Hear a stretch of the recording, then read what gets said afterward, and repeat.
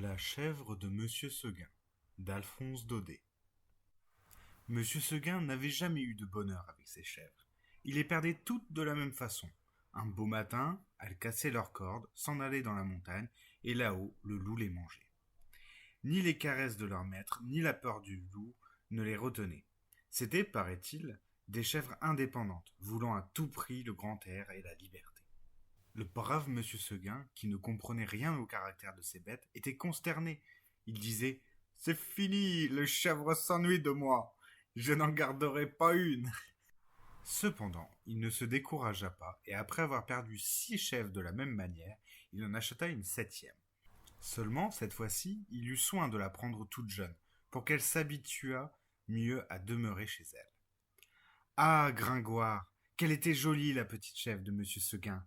Qu'elle était jolie, avec ses yeux doux, sa barbiche de sous-officier, ses sabots noirs et luisants, ses cornes zébrées et les longs poils blancs qui lui faisaient des houppelandes. C'était presque aussi charmant que le cabri d'Esmeralda. Tu te rappelles, Gringoire? Et puis, docile, caressante, se laissant traire sans bouger, sans mettre son pied dans l'écuelle, un amour de petite chèvre. Monsieur Seguin avait derrière sa maison un clos entouré d'aubépines. C'est là qu'il y mit sa nouvelle pensionnaire. Il l'attacha à un pieu, au plus bel endroit du pré, et en ayant soin de lui laisser beaucoup de cordes, et de temps en temps, il venait voir si elle était bien. La chèvre se trouvait très heureuse, et broutait l'herbe de si bon cœur que monsieur Seguin était ravi. Enfin, pensait le pauvre homme, en voilà une qui ne s'ennuiera pas chez moi. Monsieur Seguin se trompait, sa chèvre s'ennuya. Un jour, elle se dit en regardant la montagne, « Comme on doit être bien là-haut! Quel plaisir de gambader dans la bruyère, sans cette maudite longe qui vous écorche le cou! C'est bon pour l'âne ou le bœuf de brouter dans un clos. Les chèvres, il leur faut du large. » À partir de ce moment-là, l'herbe du clos lui parut fade, l'ennui lui vint, elle maigrit, son lait se fit rare. C'était pitié de l'avoir tirée tout le jour sur sa longe. Sa tête tournait du côté des montagnes, la narine ouverte en faisant « mais » tristement. Monsieur Seguin s'apercevait bien que sa chèvre avait quelque chose, mais il ne savait pas ce que c'était. Un matin, comme il achevait de la traire, la chèvre se retourna et lui dit dans son patois « Écoute, monsieur Seguin, je me languis chez vous, laissez-moi aller dans la montagne. »« Ah, mon Dieu, elle aussi !» cria monsieur Seguin stupéfait. Et du coup, il laissa tomber son écuelle. Puis, s'asseyant dans l'herbe à côté de sa chèvre, « Comment, Blanquette, tu veux me quitter ?» Et Blanquette répondit, « Oui, monsieur Seguin. »« Est-ce l'herbe Est-ce l'herbe qui te manque ici ?»« Oh non, monsieur Seguin. Tu, tu es peut-être attaché de trop court. Veux-tu que je t'allonge la corde ? Ce n'est pas la peine, monsieur Seguin. » Alors, qu'est-ce qu'il te faut? Qu'est-ce que tu veux? Je vais aller dans la montagne, monsieur Seguin. Mais malheureusement, tu ne sais pas qu'il y a le loup dans la montagne. Que feras-tu quand il viendra? Je lui donnerai des coups de corne, des coups de pied, des coups de poing, monsieur Seguin. Le loup, il se moque bien de tes cornes, de tes coups de poing, de tes coups de pied. Il m'a mangé des biques autrement encornées que toi. Il a mangé ma femme, nom de Dieu. Tu sais bien la pauvre vieille Renaude qui était ici l'an dernier, une maîtresse chèvre, forte, méchante comme un bouc. Elle s'est battue avec le loup jusque la nuit, puis le matin, le loup l'a bouffée. Pécaire, pauvre Renaude, ça ne fait rien, monsieur Seguin. Laissez-moi aller dans la montagne. Bonne tête divine, dit monsieur Seguin. Mais qu'est-ce que je leur fais à mes chèvres? Encore une que le loup va me manger? Eh bien non, je la sauverai malgré tout.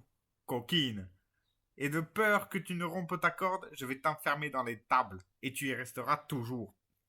Là-dessus, monsieur Seguin emporta la chèvre dans une étable toute noire, dont il ferma la porte à double tour.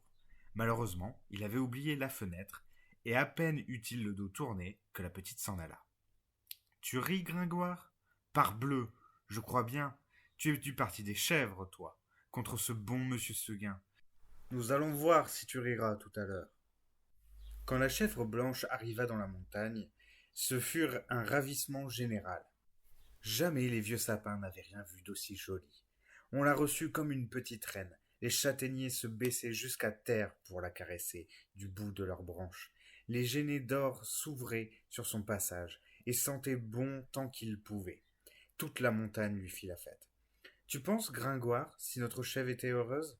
Plus de cordes, plus de pieux. Rien ne l'empêchait de gambader, de brouter à sa guise. C'est là qu'il y en avait de l'herbe. Jusque par-dessus les cornes, mon cher.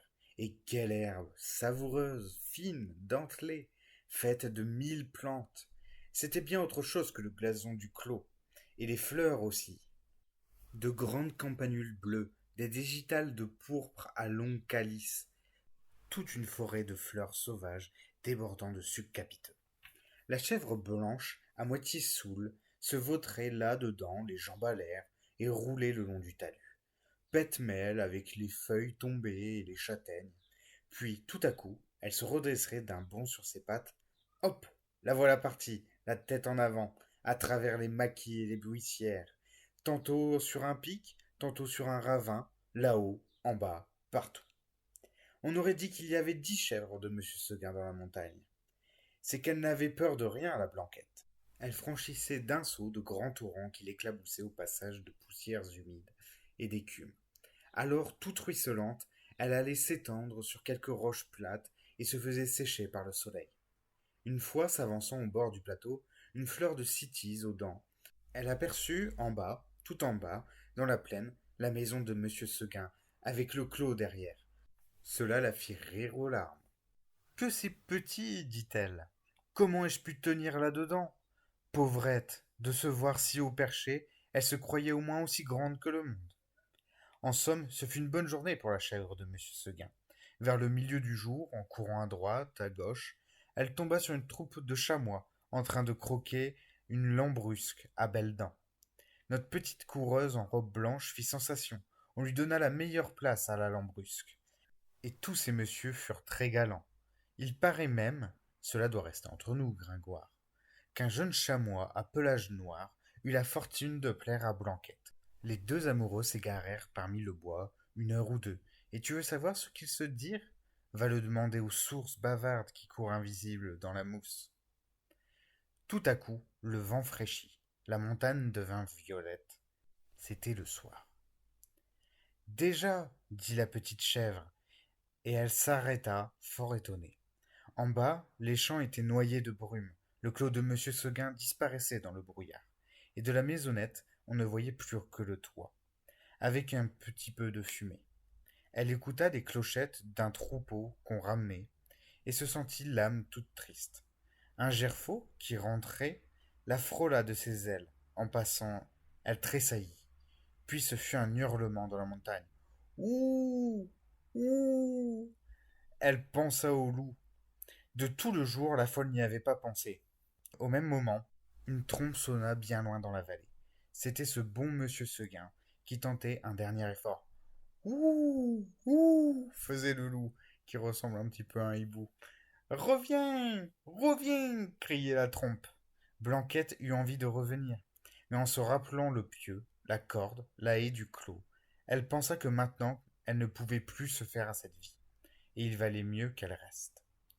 La trompe ne sonnait plus. La chèvre entendit derrière un bruit de feuilles.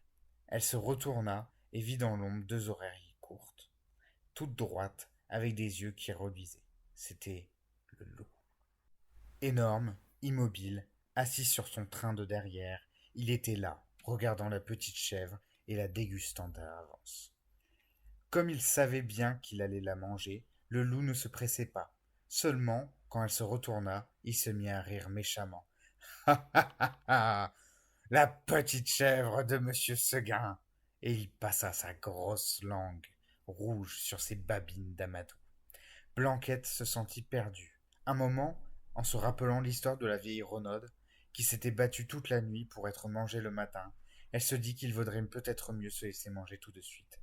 Puis, s'étant ravisée, elle tomba en garde, la tête basse et la corne en avant, comme une brave chèvre de monsieur Seguin qu'elle était.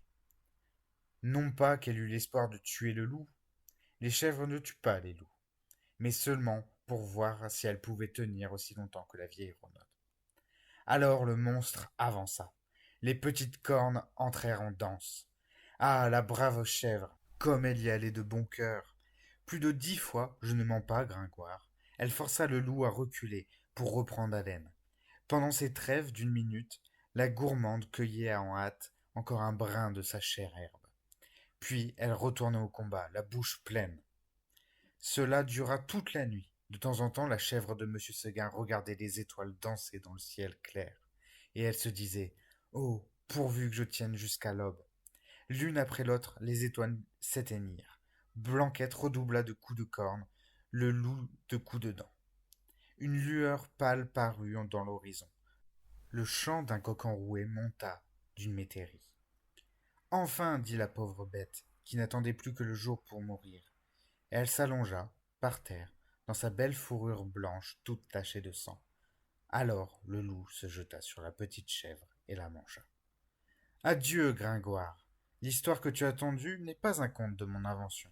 Si jamais tu viens en Provence, nos ménagers te parleront souvent de la cabro des Mossou Seguin, qui se batadoue toute la nuit, aimait loulou, et payait loup matin, loulou l'a mangé. Tu m'entends bien, Gringoire? Et paye le loup le matin l'a mangé.